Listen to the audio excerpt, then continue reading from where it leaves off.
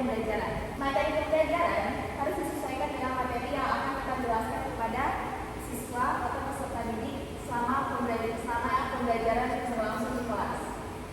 Yang kelima, metode dan model pembelajaran.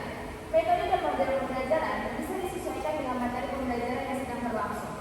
Baik, yang keenam adalah media atau alat dan sumber belajar, di mana media atau alat ini untuk membantu menyampaikan materi yang dikembangkan dalam RPP kurikulum 2013 tersebut. Yang ketujuh, merupakan langkah-langkah pembelajaran, di mana langkah-langkah pembelajaran ini termasuk ke dalam pendahuluan, kegiatan inti, dan kegiatan penutup.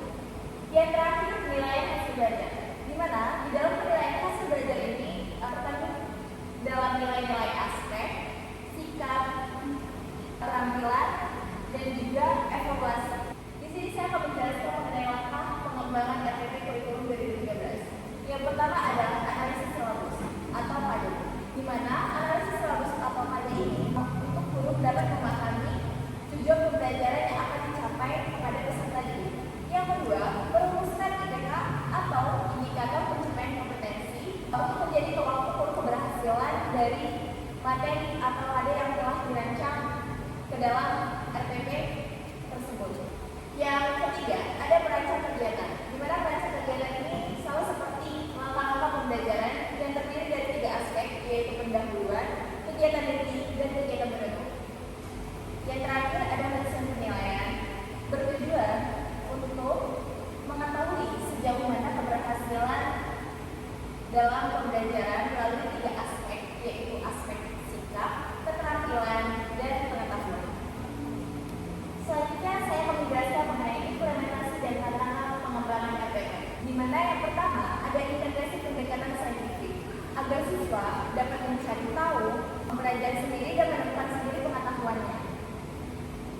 Integrasi pendekatan saintifik ini dibagi menjadi 5 langkah utama. Yang pertama, mengamati, di mana siswa mengamati sebuah fenomena atau objek tertentu.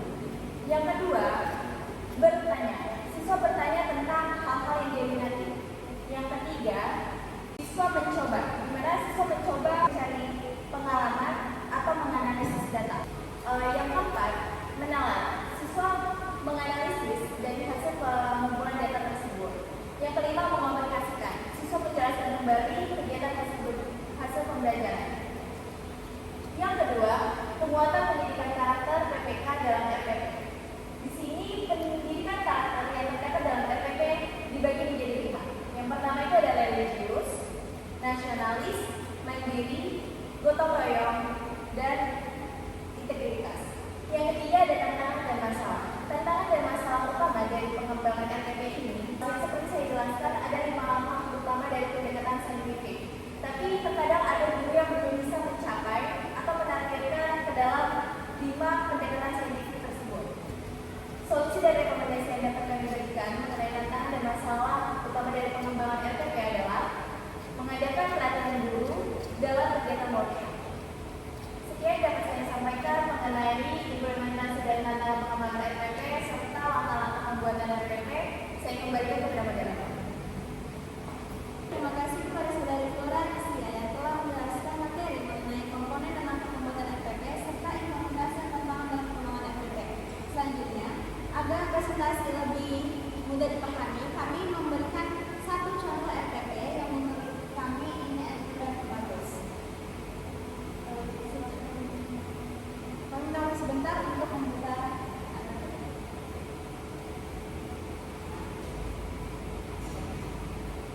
Baik, teman-teman bisa melihat PDF dari RPP yang telah kami ambil.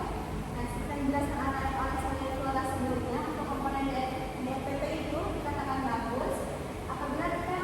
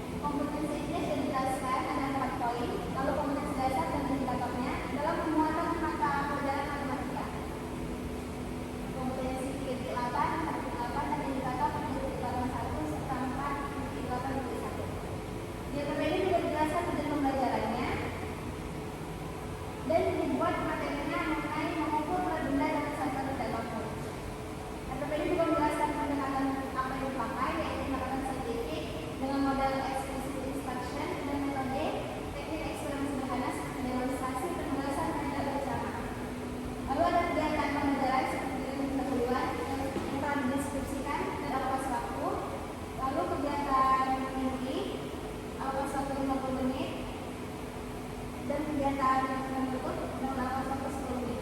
Setelah kegiatan dirancang, selanjutnya kita masuk kepada tahap penilaian. Di mana tahap penilaian itu berisi penilaian sikap, pengetahuan, dan keterampilan. Selanjutnya, kita memilih AKP ini memberikan hasil penilaian kegiatan tentang kegiatan apa yang dilaksanakan oleh siswa. AKP ini juga memberikan sumber dan pembelajaran apa yang digunakan untuk pembelajaran pada hari itu, seperti buku dan video dari YouTube. AKP ini juga membuat refleksi untuk guru, jadi tidak hanya untuk siswa, tapi sebenarnya juga membuat refleksi agar mengetahui apakah AKP ini sudah bagus atau ada yang perlu diperbaiki ke depannya. Selanjutnya, AKP ini juga merupakan membuat kerja siswa sebagai hasil untuk mengetahui sejauh mana kemampuan siswa pada pembelajaran yang telah disiapkan. Lalu juga ada evaluasi. Nah, jadi ini contoh RPP yang kami rujuk karena yang kami pikir bagus karena dia mencakup segala aspek komponen yang telah kami jelaskan sebelumnya. Ada identitas sekolah, komponen KI dan terakhir serta kegiatan dan evaluasinya. Nah, sekian contoh RPP yang kami bisa berikan contoh kepada teman-teman. Dengan kemudian contoh RPP dan juga materi pelajaran oleh teman-teman kelompok 1, maka berakhirlah presentasi kami pada pertemuan ini. Mungkin dari presentasi kami ada teman-teman yang masih kurang paham dan teman-teman bisa bertanya. Teman-teman bisa menuliskan pertanyaannya di kolom komentar di bawah ini. Nah, jadi teman-teman, kesimpulan dari presentasi kami pada hari ini adalah pengembangan RPP kurikulum 2013 adalah kunci untuk mencapai tujuan